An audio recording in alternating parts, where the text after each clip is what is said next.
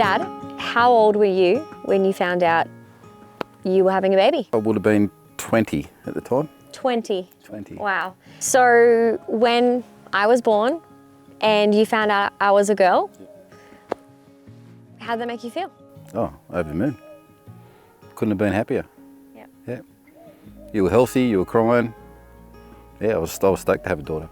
20, and I've known a few 20-year-old men in my time, and yeah, maturity level, I would say, yeah, isn't that high? Oh, yeah. I thought I was mature, but yeah, no, it wasn't at all. Wasn't at all. It matured up pretty quick when she arrived, but yeah, definitely wasn't mature. I suppose the most thing I hoped for Taylor was that she was going to be healthy all the time. Other than that, I don't think I wasn't thinking that far in advance. Being a 20-year-old, I was just glad that she was here, she was healthy, and she was mine, you know. How old was I when you bought me my first motorbike? Oh, 12? 12? No, I wasn't. 12? I was like 5, 6 when you got me my Pee-wee. Oh, yeah, that's right. Yeah, shit, I forgot about that. I was thinking of another one. No, like, yeah, that's right. Logan was a baby. And you got me a Pee-wee 50 that's right, did too, with yeah. training wheels. Yeah. And I rode into the back retaining wall. That's right. And snapped the front guard, and Mum lost it. Yeah. And said I wasn't ready. Yeah. I'm too young. Yeah. I don't know, I was into bikes. I just wanted my daughter to have one. I didn't really worry about any of the consequences at the time. I just wanted to see the look on her face at Christmas time when she had her own bike, you know. And I bought this bike off a mate, got it cheap, done it up at work with nobody knowing, and then yeah, brought it home for you for Christmas Right. without your mother knowing. So yeah, she wasn't really impressed to start with, but she got used to the idea. And was I good at it? Yeah, you're pretty good. Did all right. Did all right for a girl. All right for a girl, come on. Did you and Mum have different relationships or do different hobbies with me? So there were the things that it was like, all right, this is Dad, this is a daddy duty, and this is a mum duty. I suppose the only difference was that I was probably very hard on you as growing up, probably harder than I should have been. Like I say, I didn't know any other way to parent. It was all new to me. And I was sort of brought up like that too, so that's the way I thought it was supposed to be. Right. You know, looking back, I probably think, yeah, I probably was too hard. But in saying that, I think it's made you who you are now too. Yeah, what sort of things were you a stickler on? Lots of things. Certain TV shows. I wasn't allowed to watch The Simpsons. Allowed to watch The Simpsons. Banned Couldn't me stand from The Simpsons. Yeah. No. I still get teased about that. And I'm 28. Dad was so tough on me.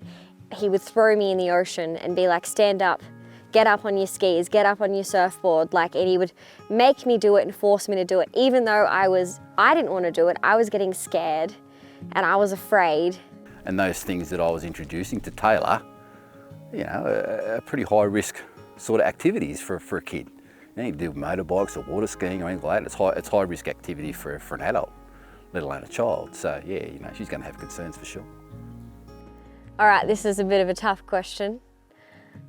When I first started dating, how did that make you feel that I was going to bring a boy home one day?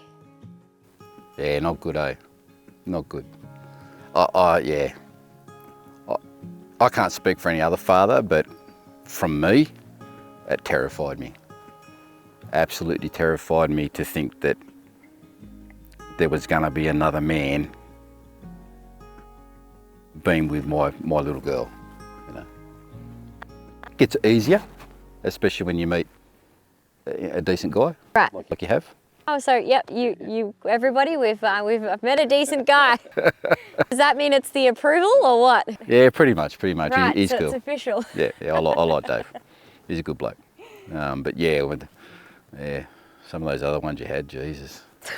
Wasn't a good time at all. Wasn't a good time. Yeah, and it's hard, you know. From I don't know what it is or how to explain it, but when it's your daughter, it's different to a son. I don't know. I can't explain it. I don't think any father can. It's just something that's in you, you know. I think that's my little girl. Don't touch her, you know. Or if you are, be nice, you know. Yeah. Not a dick. I remember him saying to me as a teenage girl, whenever you bring a boy home, they have to say, "Hello, Mr. Moss." So I'd said to my first boyfriend, "You're gonna meet my dad. He's quite intimidating. He's 6'4". He has lots of tattoos, and he doesn't want me to have a boyfriend at all. Make sure you say, 'Hello, Mr. Moss' to him." No, I didn't try to intimidate him or anything like that, you know.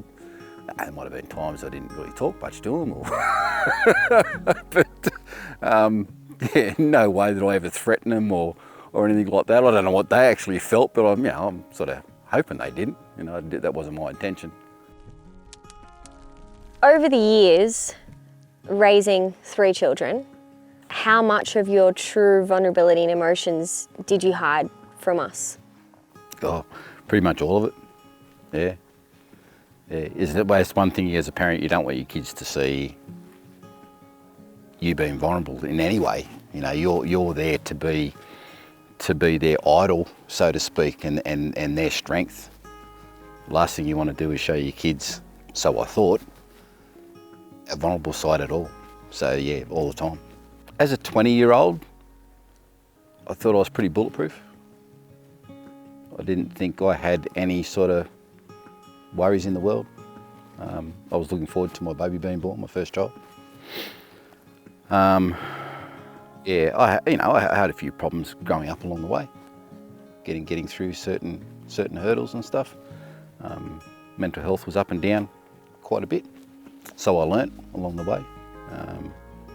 Yeah, I had big anger issues growing up.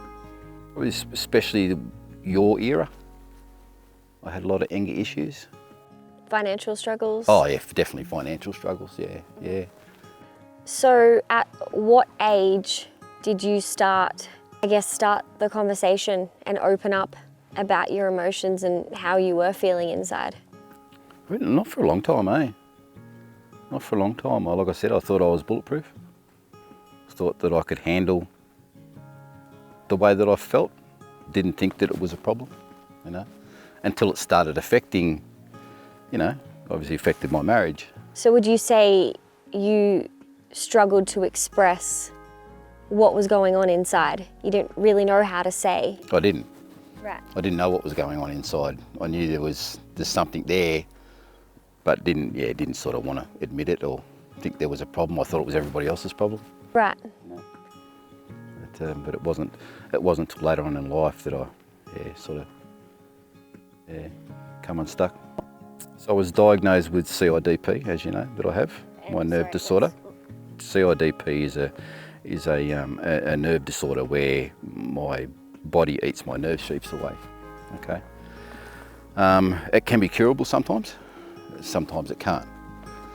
The outcome was either I would have trouble walking later on in life, or I could end up in a wheelchair. And it floored me, and I thought, no, there's no way. I'm not doing that. There's no way. So I went to work. What physical effects it had on your body? Yeah, so it was about 2 years I probably kept working for, and I just worked like a dog, harder than I ever have, you know. And I started to becoming really angry again. I felt up and down all the time. I had, you know, shocking joint pains in my hands and in my feet, my legs. Physical strength wasn't there. I kept dropping stuff all the time. And I just kept that all to myself. Until finally one day I couldn't do it anymore. I broke myself, really broke myself, to the point where, you know, I was at work on a job, and I just lost it. Mm-hmm. I just fell in a heap. I didn't feel like a man anymore. I felt very worthless. I felt like I couldn't provide for my family, which is a big thing for me, really big thing. I've always wanted to be, maybe I'm a bit old school. I like to be not the alpha or anything like that. I just wanted to be able to provide the best I possibly could for my wife and my children, And when I couldn't do that, that really, really hurt. I didn't feel like me, I didn't feel like a human being, I didn't want to be here anymore, In my song, the second verse says, he's got this vulnerable and gentle side. I've seen tears in his hazel eyes. I held him in the kitchen while he let him fall. I remember that day, so incredibly distinctive. I'm never, ever going to forget that. Yeah, all I can sort of remember is coming home, walking through that door, and your mother took one look at me. I just fell on the floor.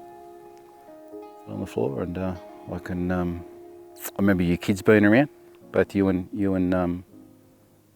Logan holding me, and just cried for hours. Couldn't stop. Yeah, hit pretty rock bottom then, and went for a ride in the ambulance and off to the hospital, and I can still remember being very embarrassed by it, and I felt like I was a burden to the ambulance guys that were taking me there, and I felt broken. And Mum rang me, screaming, crying, and she said, your father, I don't know what to do. Taylor, I need you to come here. I need you to talk to him. And I got in my car, and that 7-minute drive felt like forever, because before I got in the car, the words that came out of my mum's mouth was, he told me he doesn't want to be here anymore. So I got in the car, I drove there, and my dad was sitting on the kitchen floor with tears coming out of his eyes. Yeah, so when I finally hit rock bottom, it was both terrifying and a relief at the same time to have my children and wife go through what I was going through. Just because I didn't want to, it was terrifying because I didn't want them to see how low and how affected I was, and a relief because it was all out now. Do you now still feel embarrassed by your rock bottom episode? No. No? No, I can openly talk about it. Want to talk about it. I think I've rose above that whole embarrassment thing that I did have. And I think the only way I've done that is by facing what was wrong. Owning up to, okay, there's something not right here, let's get some help. You can't just rely on those services and medication. That's not the fix. Well, that's not what I think the fix is. The fix comes from within inside you. You've really got to want to get it back yourself too. Like, you can talk to people till you're black and blue in the face, you can take as much medication as you want, but until you're ready to climb back out of that hole again and take some control of it yourself, you'll never get there. Mm-hmm. As you know by now, I have a song out called Real Man, and it's all about you over here. How did it make you feel when you heard that song for the first time? Yeah, I was pretty chuffed by it, Yeah. Do you remember when I played it to you for the first time?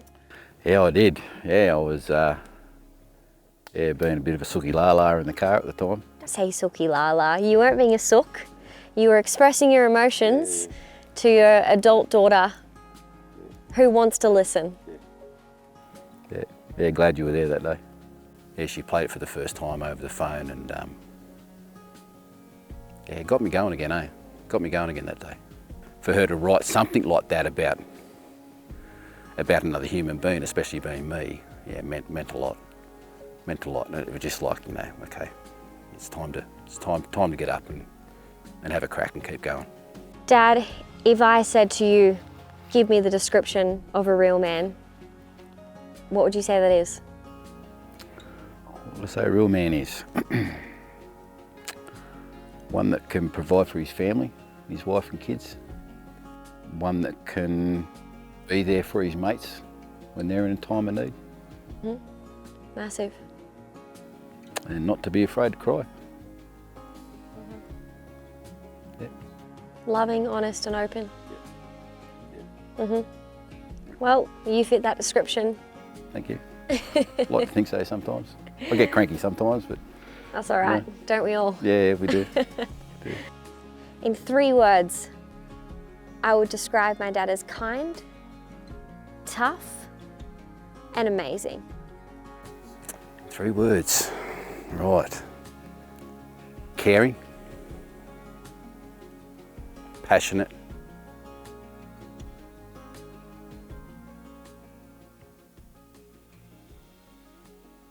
I'll have to stop that one.